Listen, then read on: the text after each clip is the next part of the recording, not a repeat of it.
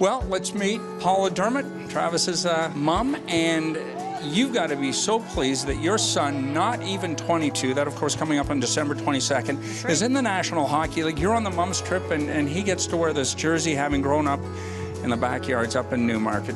Put it all into perspective for us. Yeah, it's been a great experience. Meeting all the ladies and sort of reminiscing on some of the stories of bringing up those lovely boys of ours.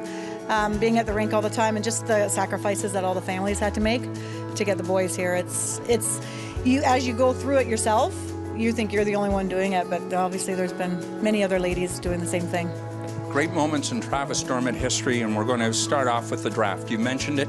What was it like on the Saturday morning, bright and early, because his name was mentioned pretty quickly? Yes, so we went through the Friday night, and he sat there between Jim and I, and his knees shaking. We had to get him some candies, and of course that didn't go quite as he had hoped. Sent him back to the hotel and met him up at 10 o'clock the next morning, and barely getting our families all seated where they needed to be. My parents had to be in the wheelchair section, and so luckily they were then brought up to the one of the suites, and 15 minutes later his name gets called, and he actually turned to Jim and he said, "Dad, I'm going to be a Maple Leaf." And Jim said, "What do you mean?" And he says, "Look, they're looking over, and so then his name got called, and a surreal moment. You kind of have to take that deep breath afterwards and say, this actually really happened. And then the rest of the day was just one big party. It was really wonderful. Scored his first NHL goal. Yep. January, the Islanders.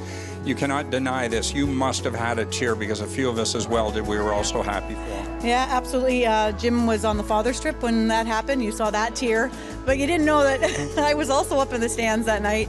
And him and his girlfriend and I were there together.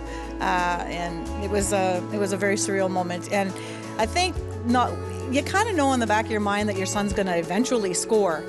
But to have it happen that night, and then there was kind of a little bit of a delay before they actually announced it, and the crowd stood, and that was just more than I ever could have possibly dreamed. So it was pretty special. Has he always had a smile on his face? Has he always been just so agreeable and just a sense of humor? Always had a smile on his face. Agreeable, I'm not so sure. He's a happy kid. He loves what he's doing, and so with that comes that smile.